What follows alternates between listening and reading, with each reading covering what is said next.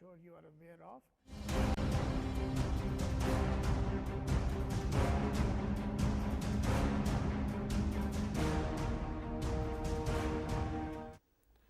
Hello and welcome to Politics Today. I'm Farrukh Pitafi. We have been talking about Pakistan and we have been talking about Pakistani politics for quite some time and even regional dynamics as well. But let us actually focus on a larger scale. Let us focus on geopolitics worldwide.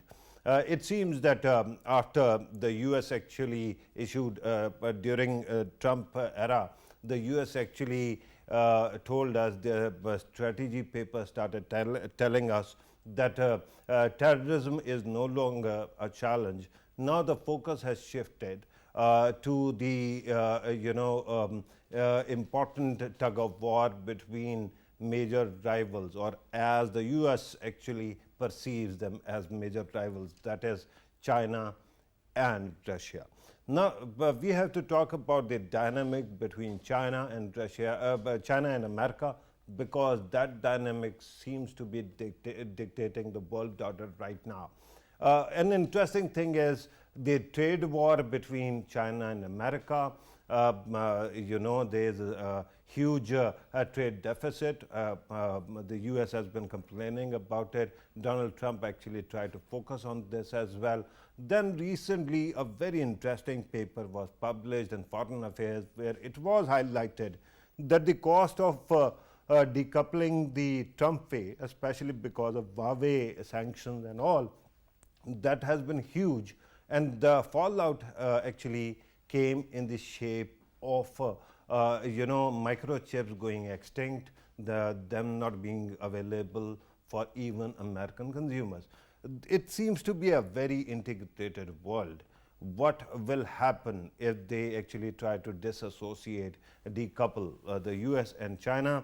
And then the next question is this region and how it is going to impact the region as well, because the US is already withdrawing from Afghanistan and we see the clouds of instability swirling around. And the third thing then of course is Pakistan, because Pakistan is one of the closest allies of China. But when you talk about America, America has been our longest ally. We have been working together for quite some time. So how should Pakistan be behaving in coming days? What should be the policy choices we take or make?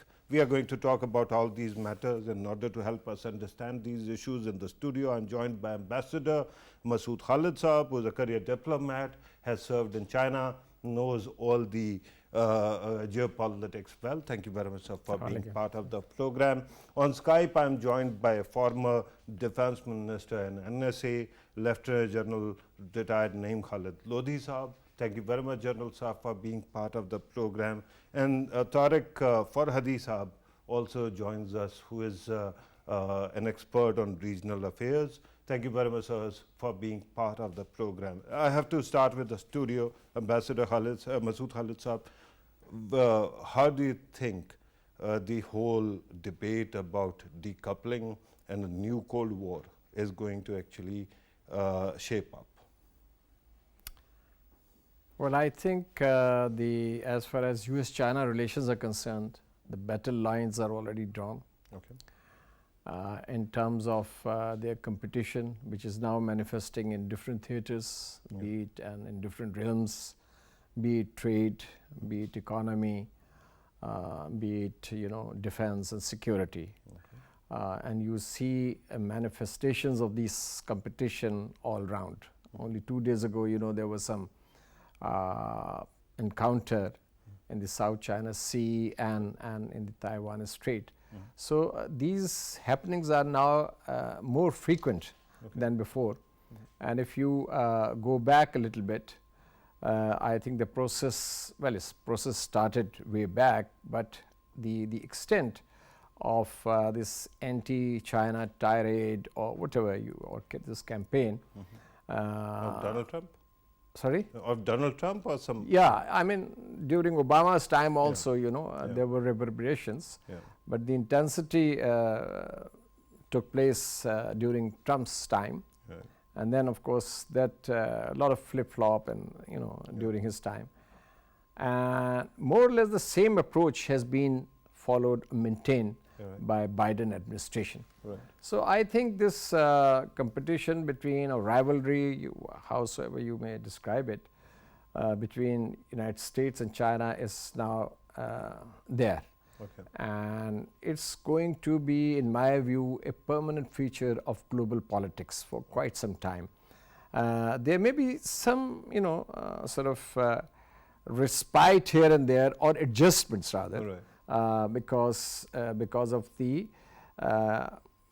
intertwining of two economies, and the fact that global economy rests on their relationship.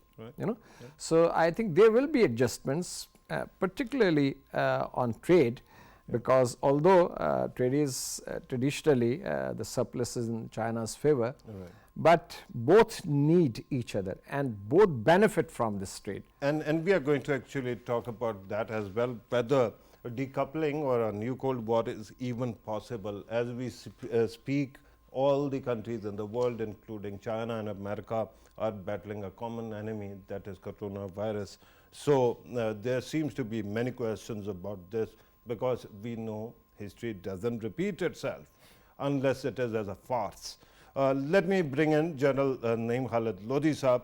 Sir, your take on the possibility or extent of confrontation between China and America.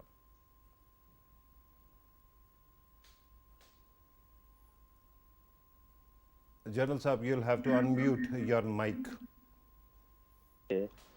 Is it okay now? Thank you very much. I am sorry. So I can we all hear know you, that sir. Please go ahead. there's an existing superpower, still the superpower, which remained lone superpower for more than 2 decades, and now they are being confronted by other poles of power, and we know that China and Russia, and they have given Americans have given special names to these two powers. China, they call it revisionist power, and Russia, they call it resurging power. So because we are talking about China, so what is this revisionist thing about?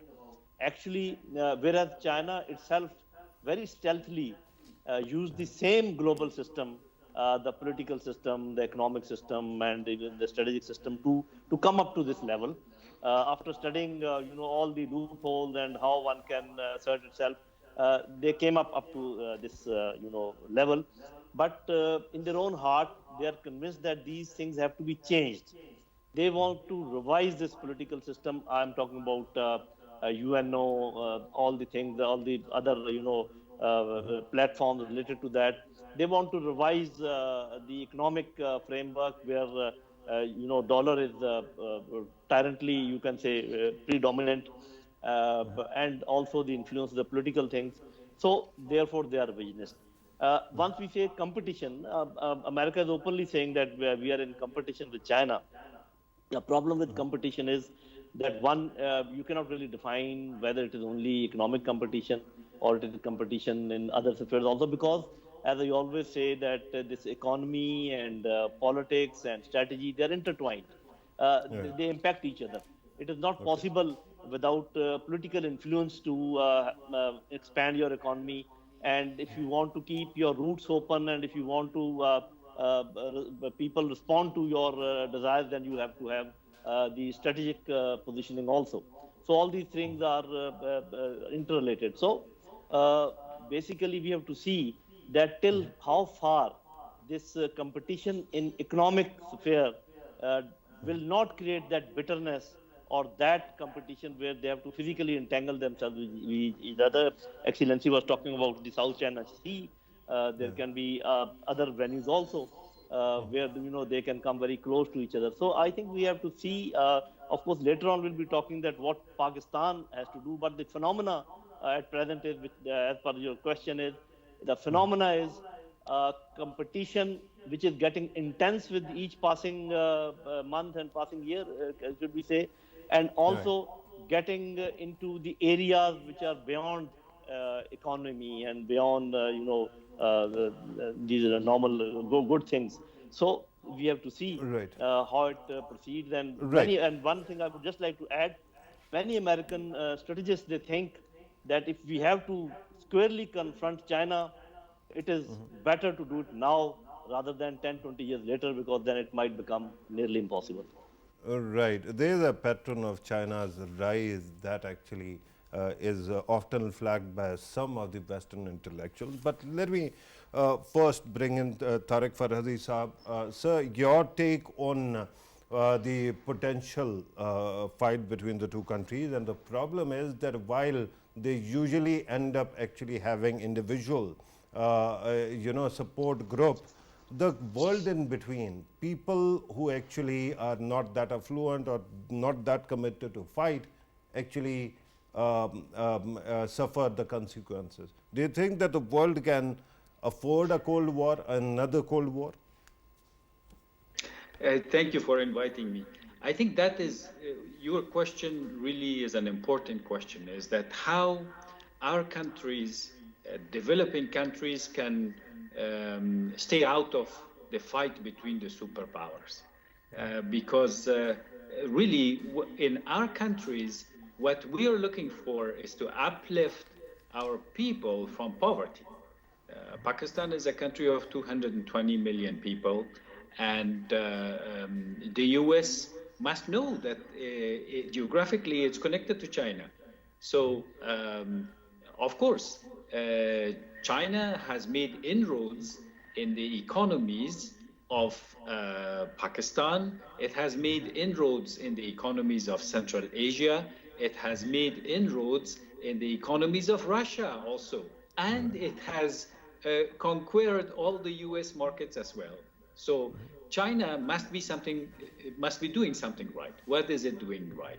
Well, it has, as Minister had said, it has used the capitalistic model to its extreme.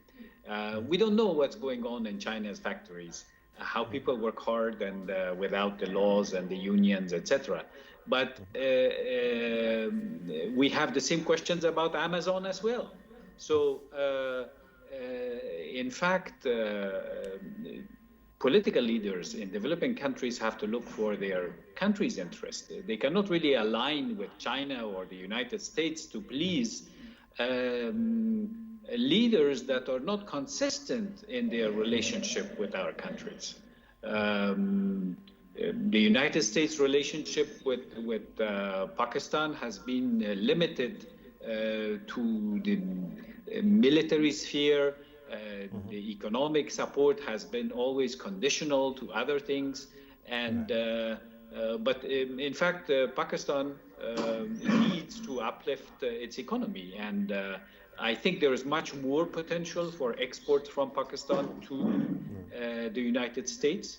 That depends on reforming the business environment in Pakistan as well, making it more competitive, and also making the products more competitive, because on the US market, Pakistan competes also with Chinese products. So that is a fact. It is a competition between all the countries. Certainly, our countries in South Asia have a challenge to establish their economic existence besides these superpowers, which often mix politics and economy. Right, and it is, as you have rightly pointed out, it is about economy, and first of all, everybody should be focusing on it. But security also plays, Ambassador Saab, a very important role. And the question at this moment is, there is a test case which is developing in this region. The US is withdrawing from Afghanistan after 20 years. China is a next door neighbor. Russia is connected in the region as well. Now the question is, in coming days, is Afghanistan going to be one of the defining factors of this splitting of two worlds? That China has a vision which is different, because we know the Taliban's rise continues as we speak.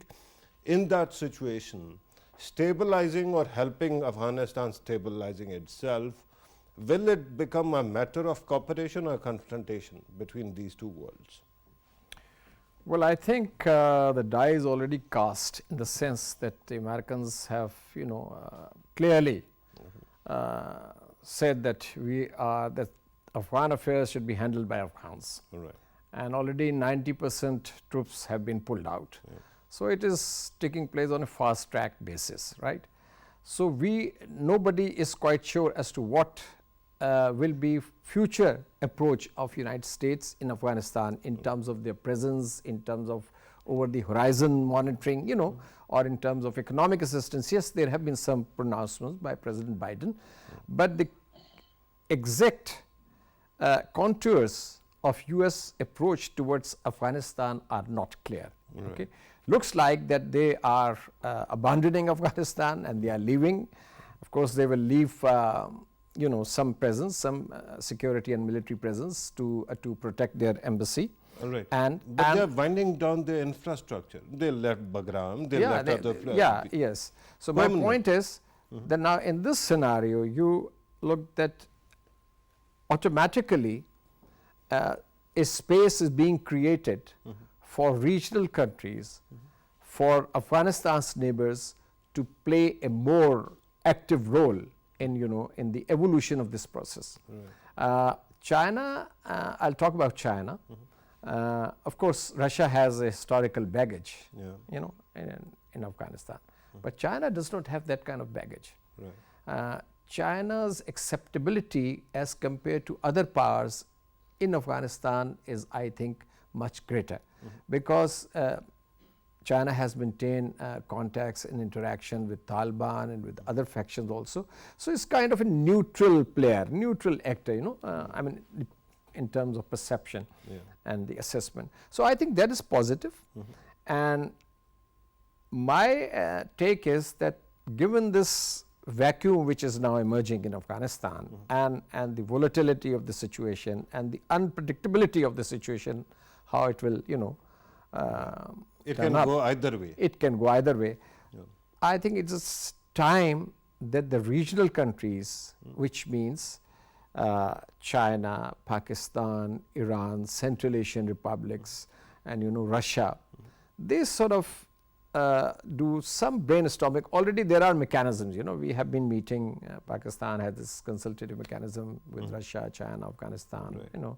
And now SCO ministerial is taking place, for which the foreign minister has gone right. from here. Right. So in Tashkent, in Tajikistan, this is a burning issue. It will come up for discussion or for deliberation. Right. So I think that regional countries have a role now to play, I mean, as a last ditch effort, I can say, to sort of make an attempt, right. While Taliban are expanding their influence, military influence, but the question is whether will they be in a position to really right. command total control over Afghanistan. Right. I don't think that is so. An open question. We are going to talk perhaps about that as well, but here's the thing. Everybody keeps on talking about how regional countries can play a role in stabilizing Afghanistan. Is it not true that if they stop interfering, every country, Afghans will be able to find a way out? I don't think so. I mean, even if hypothetically all interference stops, okay. I think it is too, the Afghan structure, Afghan society right now, after 4 decades of conflict, they're too divided. And this division is along different lines. There are multiple fault lines. So they need some kind of external nudge, right. not imposition, not imposition. Absolutely. I have to actually bring in General Saab here because he has been talking about the kind of outcome that we are seeing right now. But just to point out an obvious fact, every country has fault lines, and this argument can be made regarding any country, including perhaps the most powerful ones, that there seems to be some need for nudge as well. But General Saab, now in coming days, because Afghanistan seems to be going the same way that you were predicting, let me ask you, is it going to be a sticking point, or it is going to be one of the reasons why the world divides in coming days, or is it going to be a uniting factor that all countries agree that a lot of bloodshed has gone on in Afghanistan, and now everybody has to enable peace building in Afghanistan? I think if we can succeed in putting down the interests of the great powers in this region, it will be very easy to dissect the whole thing. We know that American enduring interests in this region are influence of China, Central Asian countries getting out of this landlocked situation and going to Indian Ocean, Russia going to Indian Ocean, the nuclear activities of Iran, and nuclear activities of Pakistan, and then CPEC. All these six things which I mentioned, there's no doubt about it that American, they have a certain viewpoint about it, and they are not very happy the way the things are being planned. But one other factor, I think, which is very important and which can be very easily understood is that if by physical presence for 20 years with a very strong force, whatever they could not achieve, they will not be able to achieve from a remote position. I mean, this is simple logic. But let me also add hastily that it is not, as many people say, that Americans have gained nothing in these 20 years. No, sir. They have pushed back the influence of China back by 20 years. And also what Russia wanted, getting a passage to warm waters, they have pushed it back by 20 years. So this at least is their achievement. And if this was their first defense line, they have gone to their second defense line, which is Quad and Indo-Pacific region. Having said that, in my own opinion, the main stumbling stone for Afghanistan to go for peace was the presence of occupation forces over here. For these 20 years, Afghanistan has been bleeding, Pakistan has been bleeding, there was no peace. And, it is very strange that people ask that why are they going in a haste? After 20 years, we asked that why are they going in a haste? And then we also asked that why didn't they ensure the reconciliation of Afghan factions before going, as if they wanted that. I'm of the opinion that they never wanted this reconciliation, and also they never wanted that peace. I mean, this is beside the point. But now what I see is we have a changed Afghan Taliban. We have neighbors who have learned their lessons. The balance of power is very different as it was 20 years ago. And 20 years ago, Russia left and Americans left, and there was nobody over there. It was real vacuum. So whenever a big force leaves any place, of course there's a vacuum, but there are now players ready to fill that vacuum. Afghans have learned their lessons. They would like to talk to each other. This is what I think. And so far you have seen, if they have taken not 85% as per their own claim, if they've even taken 60% of the area in Afghanistan, most of it has been done without fighting. And where are those refugees which were saying that hordes of refugees will come if 70% of the area has already been under their, Afghan. Their claim is 85%, but Right, okay. that might be a doubtable we can wait, number. maybe once they siege the cities, we will get refugees. But you must have also noted they have first gone to seal all the entry and exit points of Afghanistan, so that this refugee problem and nothing comes from outside and nothing goes out from inside. So as far as the military situation is concerned, I think Afghan Taliban are going to be the major stakeholders politically, militarily, and they have shown their intent. That but General Sir, sorry to cut you. I understand where we are going with this, but very quickly, from what you said earlier about the US successfully pushing China back a decade or so, it essentially implies, in answer to my question, that there is going to be paranoia, and Afghanistan, whether it falls under the purview of sphere of Chinese influence or American influence, it is going to further enhance the paranoia about each other. So it is going to play a role, right? I think it is going to remain that way because the interests of these big powers are in conflict as far as this region is concerned. Yeah, but they also occasionally actually work together. Let me go to Tariq Saab once again. Afghanistan.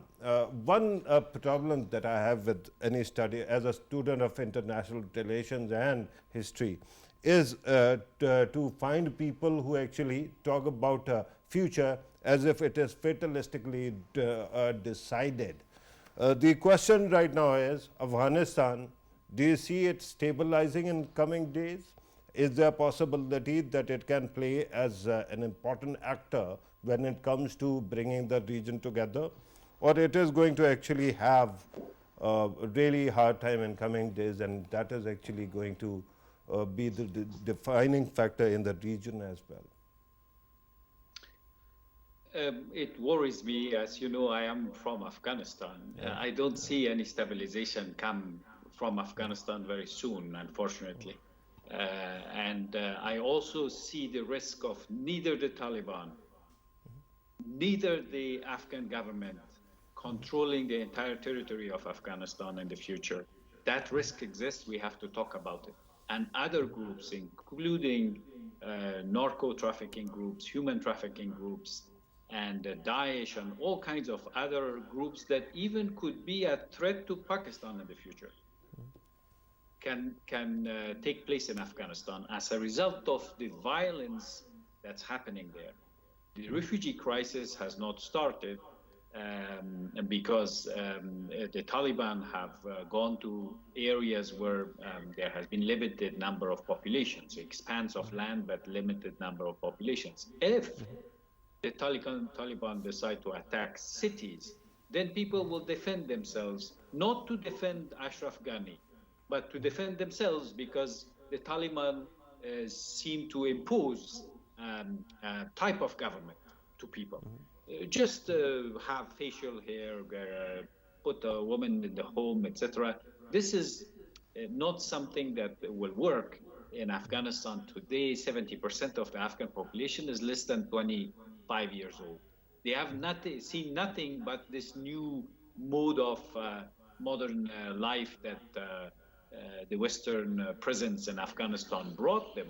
They will have difficulty accepting this in the big cities. The women work outside, they bring an income. It will be an economic hardship for a lot of families if their women have to sit at home, as the Taliban are requiring in the places they have occupied now. They have asked the women to stay home. So there's going to be clashes. In the big cities, there's going to be clashes. And this is when the flow of refugees will start. People will start to leave. Unfortunately, we already see that in the big cities, the housing prices are dropping for selling houses. A lot of well-to-do people are selling their houses and trying to go to Turkey. Those who have money. There is a situation right now that worries me a lot about Afghanistan. I don't see Afghanistan as a stabilizing factor for the region, unfortunately.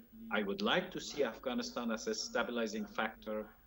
Yes, neighbors have their interference, their role, however we may define it for the past, but the future role must be to stabilize Afghanistan for the sake of the neighbors themselves, because extremism doesn't have borders. In Afghanistan, the political leaders are not united. We have a president who wants to stay in the palace as long as he can stay there, and he expects the Afghan soldiers to fight for him. And the Afghan soldiers are not fighting for him. We have seen Afghan soldiers have been in a tough situation when they have had to fight.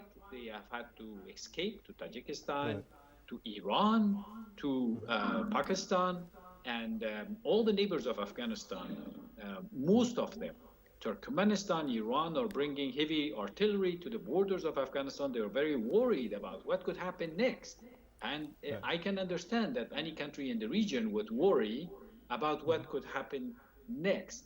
The exit of the US troops was hasty, without trying to use the US levers to bring peace in Afghanistan, even among the political leaders. And the fact that militias are appearing in Afghanistan also indicate that even the government has, in Kabul, has said militias could happen, should happen. It means that they don't believe in the national army that they command. In fact, Army's capacity, right. Yes. Right, that is important, sir. Very quickly, I understand it sounds like we are repeating history here. How to get out of this mess, sir? Now, I understand that the US is not going to reverse its decision. It is, the die has been cast. So, how actually to come out of this mess? Well, what I feel really about the US is it feels it has overspent its resources and capacities in the region, and it wants to leave altogether, which maybe this is the case of President Biden, but the US has interest in the region and all these countries. So they're leaving further in places that are safer for them, such as the Gulf. Okay, but in the meantime, we should not let the region sort of fall into a chaos situation.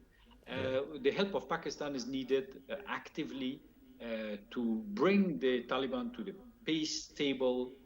Pakistan says it has brought them to the peace table, but more help is required here for the sake of Pakistan, for the future of Pakistan, because Afghanistan has to find a political solution fast before the crisis really permeates to other countries. Afghan leaders also have come short of what they should be doing to tell Ghani that, look, if you can't lead this country to peace, you should resign and let a transitional government make peace with Taliban and avoid the bloodshed and chaos. Actually, that's great that you have pointed out what needs to be done. But the problem is usually politicians, being politicians, they don't do stuff like this. I have to, Tariq Saab, I have to come back to the studio, but I'm going to come back to you in a small bit. Once again, Ambassador Saab, we are talking about regional powers, great powers, and then regional concern where I understand that according to the last census in Afghanistan, some 45% of the population is 15 or below. That means these are people who have actually, who were born after the 9/11 and the US actually action and everything. So there's going to be instability. There's human life involved here. How do you actually ensure that on one side we keep on saying that US is withdrawing its responsibility or in a rush, but when that politician or leader who's actually calling shots goes to his own people, for his own people, they have overstayed their welcome. So for 20 years, all the neighbors kept on talking about Afghanistan. Where's the homework? I think if we read the situation now, I think there is a convergence amongst the neighbors of Afghanistan. Contiguous neighbors or all? Yes, contiguous neighbors, like for example, Iran, Pakistan, Central Asian republics, well, Russia, you know, traditional reasons, yes. Because nobody wants instability and turmoil in Afghanistan. Each one is affected in different ways. You know, Pakistan has its own challenges if this continues in Afghanistan, right? Central Asian republics are worried, Russia is worried, China is worried. So there is a convergence that there should be stability, and this you know, phase and long you know, phase of conflict in Afghanistan should be, you know, now. There should be a new chapter. So this is the point of convergence, and that is why I said earlier that if regional countries make an effort now, to you know, sort of give a nudge to try to bring about all these factions and groups together onto a negotiating table. Yeah, but it kind of reminds me of 1990s when the then Prime Minister of Pakistan, Mian Nawaz Sharif, actually flew all the warring factions and took them to Makkah. Yeah, that was a different time. No, I'm not advocating. I'm not. Yes, and then they attacked. Exactly, but there was a different time. I am not advocating Pakistan to take the lead. Because Pakistan, for right or wrong reasons, Pakistan is always accused, you know, as far as Afghanistan is concerned. Pakistan has done its bit. We have facilitated, you know, this Doha process. We have facilitated intra-Afghan negotiations. And beyond a point, this is a joint responsibility. It has to be accepted. So I think, but Pakistan, because of its own interest, Pakistan should be a part of this sort of peacemaking process, you know, and you know, try to give, you know, do a last-ditch effort. And I think I have seen some statements by Taliban. They also, you know, they also look conciliatory, and they are prepared to enter into some kind of arrangement. And they have also promised that they will come up with some written document a proposal. Proposal, yes. That is true. We have seen that statement But what becomes of that, we'll have to see in coming days. I'm told that we are left with less time. So very quickly, Jalal Saab, your conclusion, and also then I'm going to ask Tariq Saab for his conclusion as well. Jalal Saab, go ahead. Thank you very much. I think I will reiterate what Excellency was saying. The silver lining is that the neighbors are in different mood nowadays, and that vacuum in that sense is not there because the detractors are, I would say, weaker in position as compared to those who want peace. Now, those who want peace, Afghan people, China, Pakistan, Iran, Russia. So this is a very big group that wants peace. So I think they will be able to fill that. But the only thing is that the two principles that we have enunciated for ourselves, one that we should have no favorites, and secondly, we leave it to Afghan-led and Afghan-owned solution. In the first instance, I think everybody will have to abide to that. It will not. It will be very difficult for Pakistan to remain out if somebody else puts his finger in the Afghan affairs. And secondly, Afghan-led and Afghan-owned, I think, as Tariq Saab was saying, we all have to assist them the way they want us to assist, not in our own ways. If we stick to these Right. principles and we assist them, and these people who want, these entities who want peace, I've mentioned them, I see peace coming in Afghanistan. Afghans Let are us hope. very practical people. They will go for peace. They I are think, capable, no doubt about that, General Saab, but we have to actually, because we have to move towards conclusion, we are concluding. Let me ask Tariq Saab also your conclusion, sir. 2 points, sir. One is that every conversation that the Americans are having with Pakistan should not be about Afghanistan or about security. It should be about development. It should be about investment. It should be about Pakistan's participation in other spheres as climate, as we saw. And right now, even the U.S. relation with Pakistan is hostage to the Afghanistan issue. Pakistan can do more to push the Taliban to make a settlement. But I know as an Afghan that our leaders have to take their destiny in their own hands. Yes, our leaders are wanting to stay in power, and this risks the fracturing of the country. It creates a security risk for every country next to Afghanistan. So I put also the blame on our leaders. They haven't been able to talk to each other, and Ashraf Ghani has never been able to make a proposal to the Taliban for peace. All he has done is to shout at the Taliban. Right. Right. With that conclusion, we have to actually end the program here. Let me thank all the guests. Ambassador Saab, thank you very much, sir, for your precious time. Jalal Saab, thank you very much. Tariq Saab, thank you for your precious input and time as well.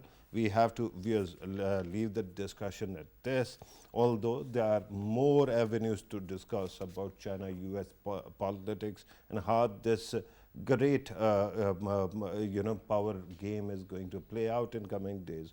But we identified one important fault line that seems to be promising to explode anytime soon. Let us hope that doesn't happen. While we keep on saying that the world might have a new Cold War, it is important to remember that human beings suffer, and at this moment, with every passing day, the challenges to the entire humanity are immense. So collective security versus balance of power perhaps can play an important role. This was today's program. Thank you very much for watching. Take care.